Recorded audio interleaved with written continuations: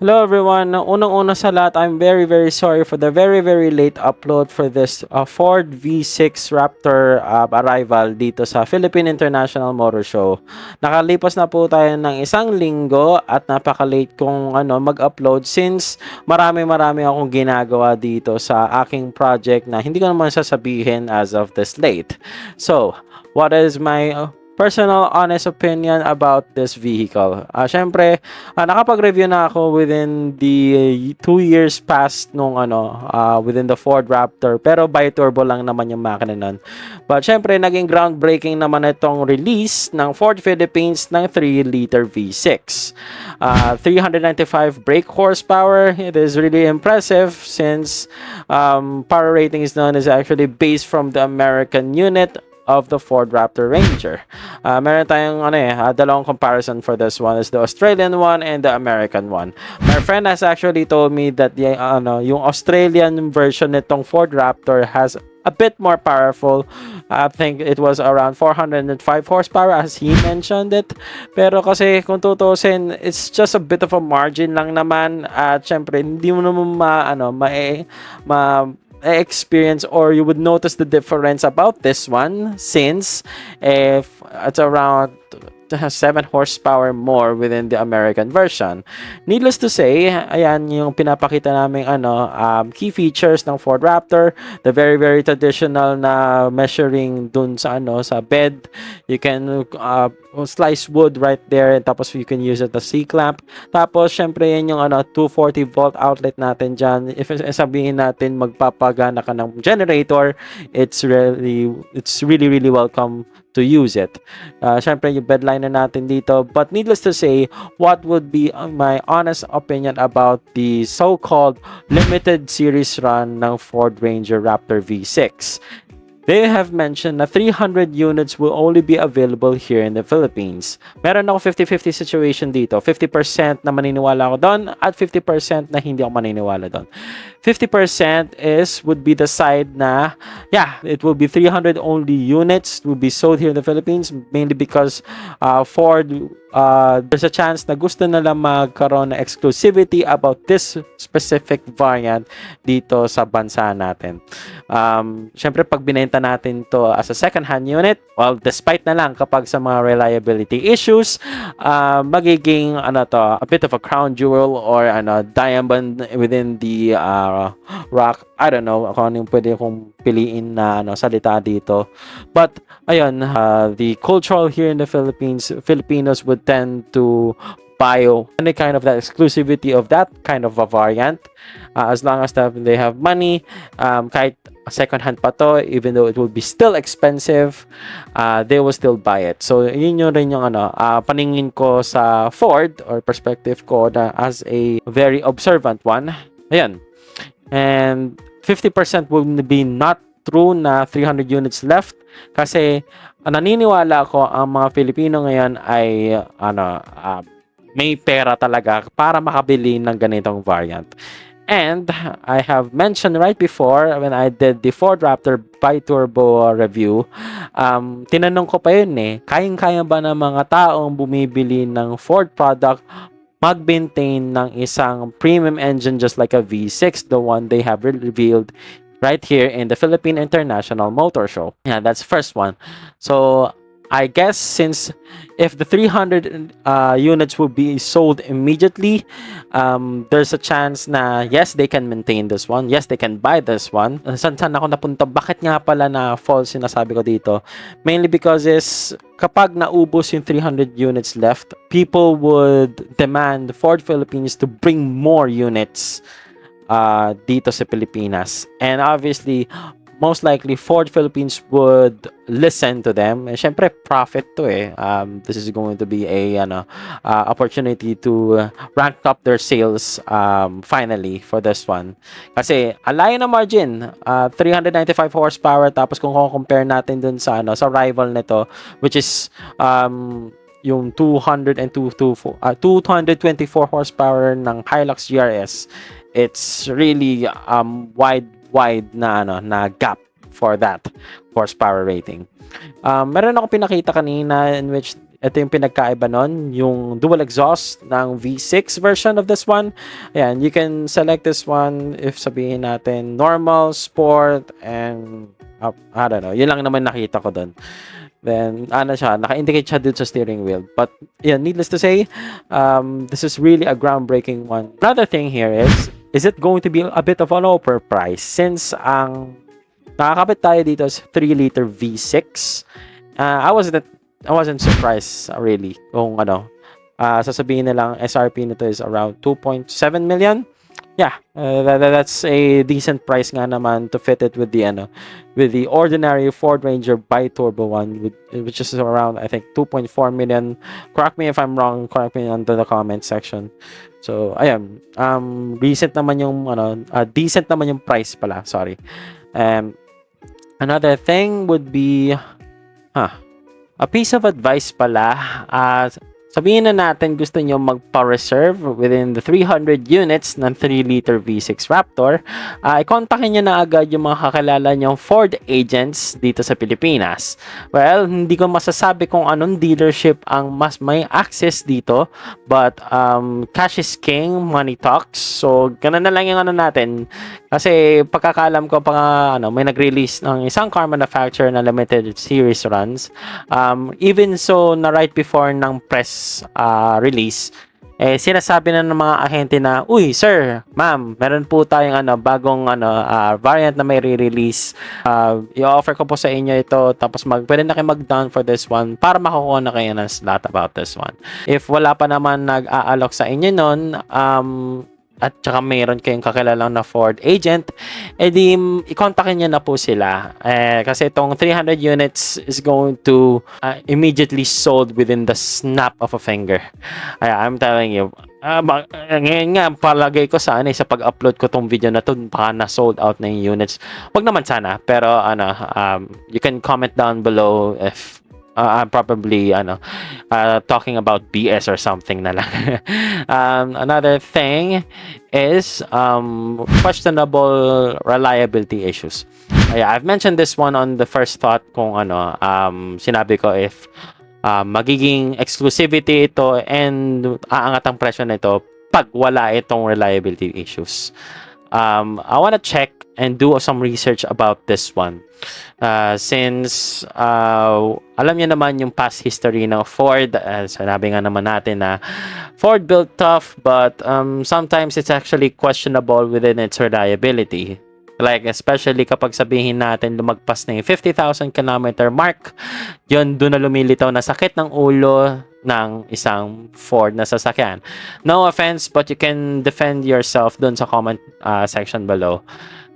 Even my friend has a Ford Ranger. It has an issues with the transmission. Unfortunately, kasi no one would actually want that. Even so na sabihin natin Team Toyota to, Team Mitsubishi to, back of the comments, they've been bashing this one. Pero kasi ang abala ng isang tao, dapat hindi yun nangyayari. You've worked so hard within the money and you've earned that. And you have earned that and you made this one as a reward. Sabihin natin a Ford Raptor, then all of a sudden, whenever the time comes or longevity of it, hindi siya nagtatagal. Lumilitaw ang sakit ng ulo, lumilitaw ang sira. And keep in mind, masakit yon kapag sabihin natin maalaga ka sa sasakyan. But needless to say, the questionable reliability on this one and then the V6 one, I wanna do a search up on this variant. Kasi, kahit hindi pa dumadating dito sa Pilipinas noon, let's give a heads up on what is actually happening dun sa overseas models, and if those issues, kung meron man lang dun sa overseas models, sabihin natin sa America or sa Australia man lang, magiging apekto rin dito sa Philippine market or sa Philippine variant. Hopefully not. Hopefully magiging okay lahat. Hopefully it will be a different approach dito sa Philippine soil, obviously in a positive way. Ganun lang naman ang another thing ko pwede kong sabihin. Dagdagan ko pa is yung suspension travel. Well, since nakikita nyo naman ang clip dito sa sa aking video, well, kahit nga naman sa isang small track lang naman, suspension travel nitong Ford Ranger Raptor is a masterpiece. Fox shocks all the way and independent suspension, and yung Ford Ranger Raptor is really a good dune buggy toy. Yes, a toy. Not a durable, na joke lang. Meron na tayong nakikita sinasaksakan ng mga sako-sakong kargadang bigas, buhangin, o kahit mga naman lang, nilalagay nila doon sa bed ng Ford Ranger Raptor nila. Ayan. Well, syempre, if it's going to be a Ranger Raptor owner, they could be sometimes defensive whenever the bashing actually starts. But here you go. So, ayan, very, very creme de la creme nga naman yung suspension travel na to. If you're going to choose me over the Hilux na stock suspension and then the Ranger Raptor suspension, obviously, I'm going for the Ranger Raptor suspension. Ayan. Another thought about the 3-liter V6 is, what if yung mga customer ay nagpa-remap nitong V6 na to? Obviously, we are in the world na sometimes we are not contented on what we have. So, ngayon, nauuso na po yung mga remaps na nakikita natin sa Facebook. Speedworks, Speedlab, Profab. You can name sa comment section below kung ano pa yung mga kakalala nyong nagmamaestro ng mga ng mga remap nga pala dito sa Pilipinas. Ayun, forgot to mention si BP Remap, yun, nakalimutan ko. Pero, and so on and so forth sa mga local shops, and mention them, comment down below nga pala. Yun, I always say that kasi it's good to mention shops that I don't know yet. So, pagtutungan ko na ng pansin sila sa Facebook. But, ayan. Kasi, a 395 brake horsepower in a mid-size pickup truck para sa Philippine standard is quite a lot. Marami yan. Malakas yan. What more kapag i-remap pa natin? Sabihin natin, pag i-tune up yan, maximum tune lang correct me if I'm wrong. Technically, lagi naman akong mali. Para sa 440, 450, or 460 brake horsepower ang potential na kapag i-tune up natin ng sagad-sagad itong sasakyan na ito. Ayun. So, kapag with the right tuning, with the right amount of money, obviously, and ayun, hopefully, hindi lilitawan check engine light whenever for a permanent remap. Or iba kasi nag-o-offer rin naman na plug and play na ano tawag doon, mga ECU system, something like that, na kapag sinaksak mo to, it adds and immediately within it auto-tunes. Parang ganun. See? Ganun ako katanga eh. Hindi ko na alam sinasabi ko. Pero probably sa mga gearheads natin dyan, they know what I'm talking about. It's plug and play, it's easy to install. Tapos, yun. Pag gusto mo nang ibenta siya, you can deactivate it, just plug it out, then, ayun. Post na ang inyong delubyo nyo sa buhay. Back to stock na ulit ang horsepower rating ng Ranger Raptor V6. The next one would be the fuel economy. Well, this is going to be malaking kagat ng dinosaur. Parang ganun. In short, masakit. Kasi, una, this is a V6 petrol or gasoline engine. So, this is, since a V6 and it's a high horsepower engine, this is a requirement of a 97 octane fuel. Alam nyo yung Shell V-Power Racing, Blaze 100. Well, technically, yun lang naman yung dalawang accepted for these kind of engines. Syempre, di mo naman to imamanehon ng dahan-dahan lang. Ilalaro mo to sa mga buhangin, loose gravel, and so on and so forth. And syempre, sa pavement roads rin, ilalaro niya rin siya. But, needless to say, gasoline-wise, it's going to be quite thirsty. Nakakauhaw yan. Isipin niya lang, kinakain na lang yung gasolina, ganun yung mangyayari. And I don't know, wala pa ako kasi nakakausap na service advisor for this one. Paano yung magiging change oil change oil, maintenance requirements for this engine itself. Search na lang muna natin sa overseas. Probably it would be still the same when it comes here to the Philippines. Pero kasi, kung ano kasi sabi na Ford Philippines, doon rin talaga tayo maniniwala eh. But obviously, di rin naman magpapatalo yung mga R&D natin, research and development natin sa kung parehas nga lang naman ito sa overseas. But syempre, kung sinabi ng Ford Philippines, doon na rin tayo maniwala. Somehow, some sort. Yeah. Obviously, this is going to be a fully synthetic oil. full performance oil. Yan. The next one would be the availability of parts ng that engine. Well, kapag meron kang kakilala na isang high-end shop at syempre, doon ka magtatanong ng parts, hindi sa loob ng kasa, well, you are lucky. But, here's the thing. Since the parts are galing sa overseas, depende kung anong country pa yan, it will still be quite expensive. O, syempre naman, within the logic of kasa, mas triple siguro yung mahal nun. But kasi hinahabol po natin dito kapag galing sa kasa yan, you will say, oh, it's original, galing kasa. Di ako nagpabili ng aftermarket gray marketed aftermarket parts. Ayun, ganun. But, ayun, lahat naman talaga naman tayo ay gusto naman ng paraan na para mapaayos yung sasakyan natin, whether it's going to be expensive approach or in a cheaper approach. Okay. That's one thing for sure.